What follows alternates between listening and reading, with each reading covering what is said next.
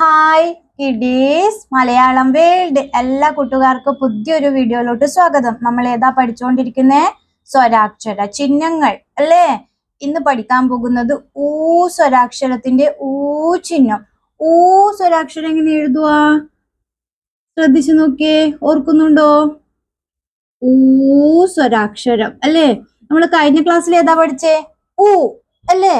ഊ സ്വരാക്ഷരത്തിന്റെ ഊ ചിഹ്നം കുറുക്കി പറഞ്ഞു അല്ലെ? ഉ ഉ. ഇന്ന് പഠിക്കുന്നത് ഊ സ്വരാക്ഷരത്തിന്റെ ചിഹ്നം കുറച്ചുകൂടി നീട്ടി പറയാ. എങ്ങനെ എഴുതുക? അതുപോലെ തന്നെ എഴുതുക.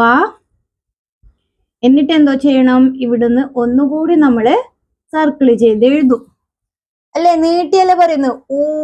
അപ്പൊ അതിന്റെ ചിഹ്നം ഊ ചിഹ്നം കുറച്ചുകൂടി നീട്ടി പറയാ. ഊ കുറുക്കി പറഞ്ഞു. ഊ സ്വരാക്ഷരം ഊ ചിഹ്നം അല്ലെ?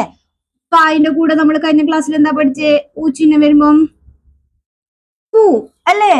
അതുപോലെ വായിന്റെ കൂടെ ഊ ചിഹ്നം വന്നാൽ എങ്ങനാ? വൂ.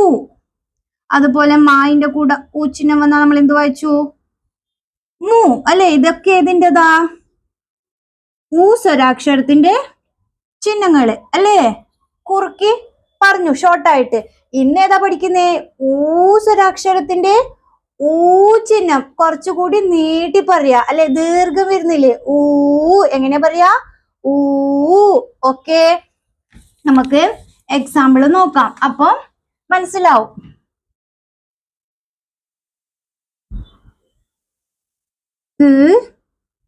പ്ലസ് ഊ. കായ് എന്ത് മാറും? ആയി മാറും. കായിന് നമ്മള് ഊ ചിഹ്നം വെച്ച് കൊടുത്തു. കാ എന്തായി മാറി? ഊ. അതുപോലെ നോക്കേ, ച് പ്ലസ് ഊ. ചായ എന്തായി മാറി? ആ ചൂ. അതുപോലെ നോക്കേ, ട് പ്ലസ് ഊ. ചായ എന്തായി മാറി? ടൂ. പ്ലസ് ഊ.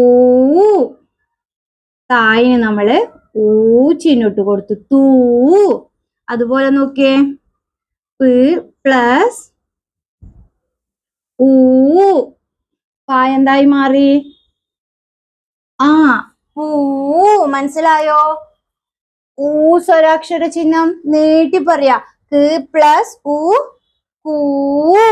ച് പ്ലസ് ഊ ചൂ. ട് പ്ലസ് ഊ ടൂ. ത് പ്ലസ് ഊ തൂ. പ് പ്ലസ് ഊ പൂ. ക്ലിയർ അല്ലേ? എക്സാമ്പിൾ നോക്കിയാട്ടെ, നമുക്ക് ഊ ചിഹ്നമുള്ള വാക്കുകൾ നമുക്ക് വായിക്കാം. ശ്രദ്ധിച്ചു നോക്കിയാട്ടെ. പൂവ്. പൂവ്. ഇവിടെ പായിന് നമ്മള് ഊ ചിഹ്നം ഇട്ട് കൊടുത്തു. പാ ഊ ചിഹ്നത്തോട് ചേർന്ന് എങ്ങനെ വായിച്ചു? പൂ. വ് പൂവ്. കൂട്. കൂട്. തൂവൽ. തൂവൽ. ചൂല്. ചൂല്. നൂൽ. നൂൽ. മൂങ്ങ. മൂങ്ങ.